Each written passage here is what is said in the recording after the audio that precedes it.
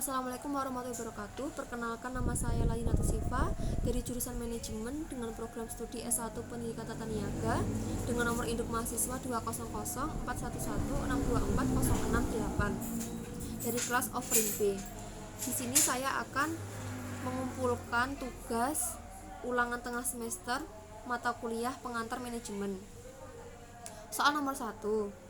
Menurut saya, ketika saya ditunjuk dan diberi jabatan sebagai manajer, maka hal yang harus saya lakukan untuk mengelola tim yang sangat terbatas dan beraneka ragam yaitu yang pertama, saya harus melakukan perencanaan dan menetapkan tujuan perusahaan dan organisasi dan memutuskan strategi yang harus saya pakai.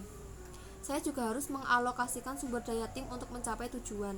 Selain itu, saya juga harus melakukan efisiensi tim yaitu dengan cara memaksimalkan sumber daya tim untuk menghasilkan output yang bagus bagi perusahaan. Soal nomor 2 yang A. Saya akan memberikan contoh rumusan lingkungan sebuah organisasi di mana saya juga termasuk di dalam organisasi tersebut.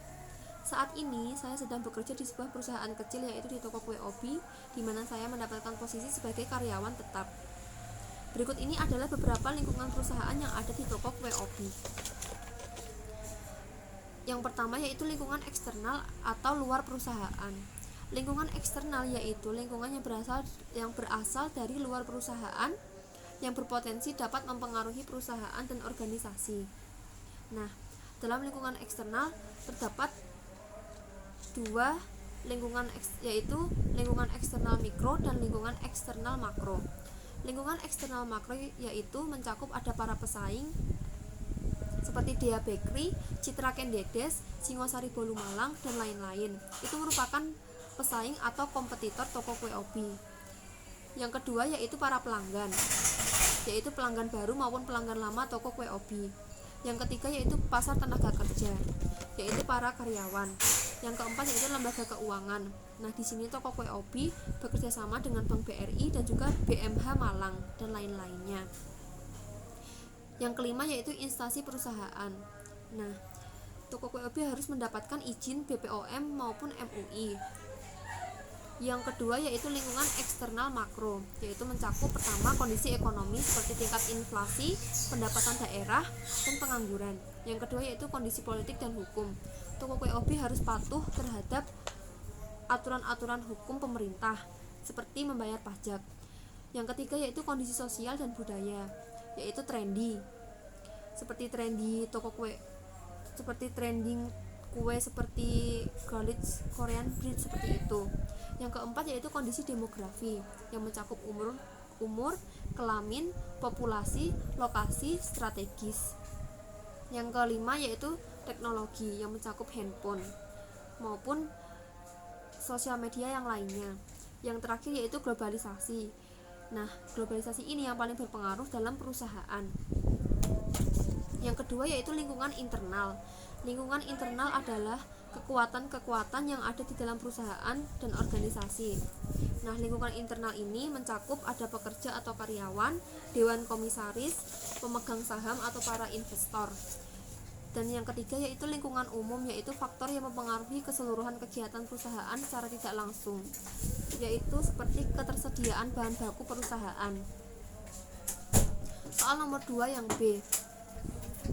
Ketidakpastian lingkungan yaitu faktor yang mempengaruhi kinerja perusahaan yang dapat didefinisikan sebagai rasa ketidakmampuan seseorang untuk memprediksi faktor sosial dan fisik yang berpengaruh terhadap perilaku pembuat keputusan dalam organisasi. Di sini saya akan menjelaskan cara meminimalkan ketidakpastian, yaitu yang pertama, ada membangun dasar yang kuat. Yang kedua yaitu menetapkan tujuan yang tinggi dan pasti. Yang ketiga penyederhanaan, dan yang terakhir yaitu fokus pada hal-hal yang dapat dikendalikan. Soal nomor 2 yang C. Menurut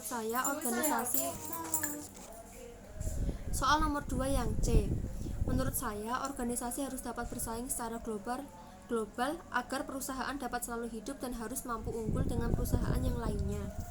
Soal nomor 3 yaitu jawabannya, cara membuat perencanaan sumber daya manusia untuk sebuah lembaga pendidikan. Yang pertama, mengumpulkan dan menganalisis persediaan sumber daya manusia.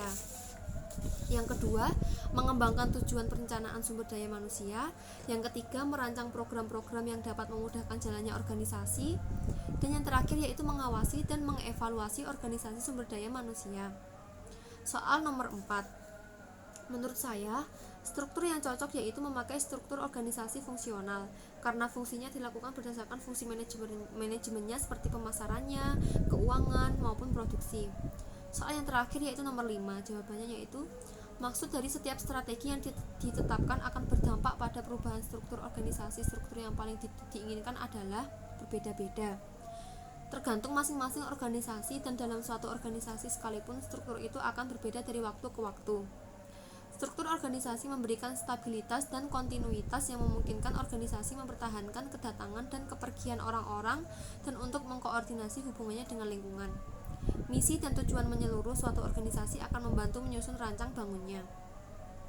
Struktur mengikuti strategi. Strategi akan menentukan bagaimana jalur wewenang dan saluran komunikasi diatur antara para manajer dan bawahan.